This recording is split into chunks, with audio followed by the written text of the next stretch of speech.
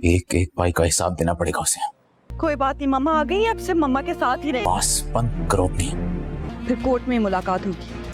अपनी मौत की दुआएं मांगेगी। देख लूंगी मैं, तुम सबको देख लूंगी। कहती क्यों नहीं है कि ये सब कुछ झूठ है? अदालत भी मेरे हक में ही फैसला करेगी। तुम्हें कोई प्रॉब्लम है? हो गई थी गलती, अब उसी गलती को सुधार रही हूँ मैं। अपनी बच्ची को अपने साथ लेकर जाऊंगी।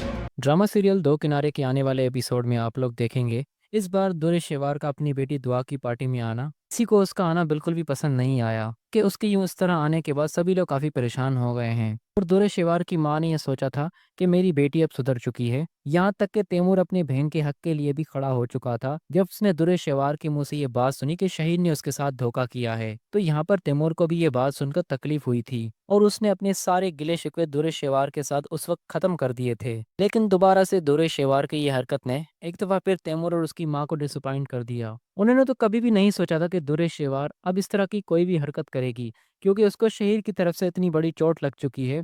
अब वो काफी समझदार सी हो गई है। लेकिन वो लोग दुरे शेवार की तरफ से गलत साबित हुए और दुरे शेवार ने अपनी यह हरकत करके अपने भाई और अपने माँ बाप को खुद से और भी ज्यादा अलग कर दिया। अभी यहाँ पर आयमा को भी पूरी तरह से मौका मिल चुका है हर वक्त दुरे शेवार की बेइज्जती करने का, क्योंकि दुरे शेवार ने कोई भी ऐसी कसर नहीं छोड़ी जिसकी वजह से उसके लिए कुछ अच्छे अल्फाज निकल पाए। तैमूर भी काफी परेशान है दुरे शेवार की हरकत के बाद। वो तो शहीर से अपनी बहन के साथ की हुई ज्यादती का हिसाब किताब लेना चाहता था, लेकिन अब तो वो भी दुरे शेवार के किसी भी काम नहीं आएगा, क्योंकि दुरे शेवार को इस तरह दुआ की पार्टी में नहीं आना चाहिए था। उसे सब्र से काम लेना चाहिए था।